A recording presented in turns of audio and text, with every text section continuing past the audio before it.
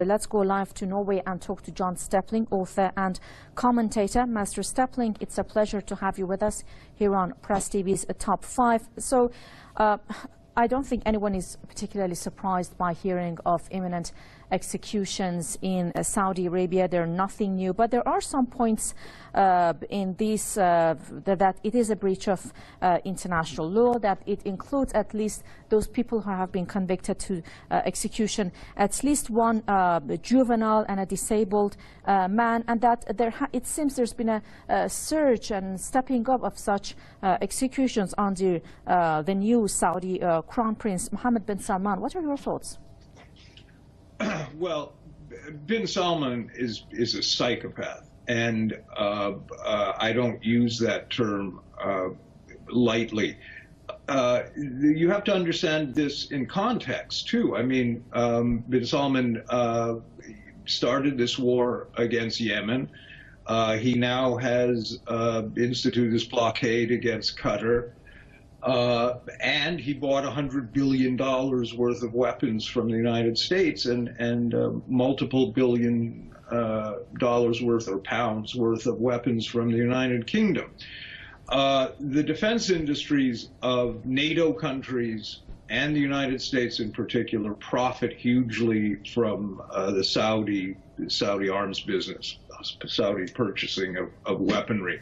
And the UK and the United States trained Saudi pilots, for instance, in this siege on Yemen.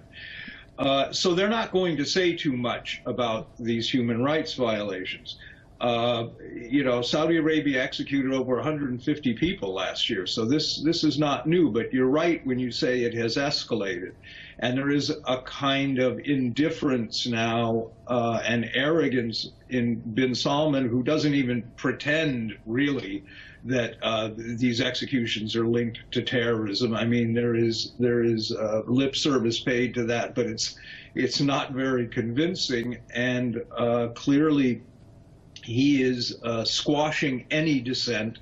He is sending a message that this is what's going to happen.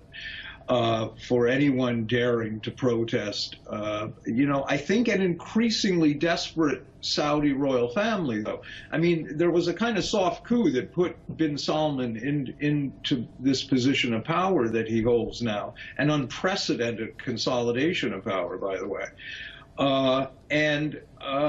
You know, he just keeps escalating the war crimes, human rights violations, and so forth. But the West is keeping relatively silent about this and about Yemen. I mean, Amnesty International and Human Rights Watch, they, you know, issue the usual condemnations, but you don't read about this on the front page of the New York Times, for example.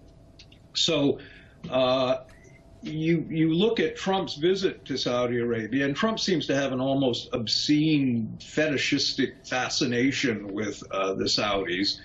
But he's only carrying on a tradition that existed, you know, all the way back to Bill Clinton, really, of massive arms sales to Saudi Arabia. He visits. There's not a word said about the fact that, you know, Saudi Arabia executes people who they claim are witches, for example. I mean, it's just extraordinary that Western nations lecture others on human rights and then form this obscene close partnership with the world's #1 human rights violator, Saudi Arabia. I mean, it's not even #2 is not even close. So I think we know the target is Iran. Ultimately, that's the strategic goal, and the war in Yemen is really intended to pressure Iran.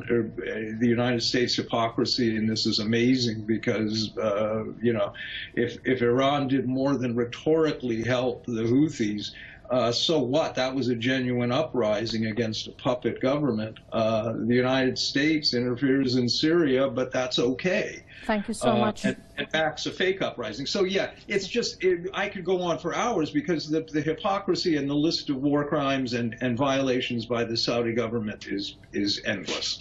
Indeed. Thank you so much for your time and your thoughts. John Stepling, author and commentator, joining us live from Norway. Thanks for your time.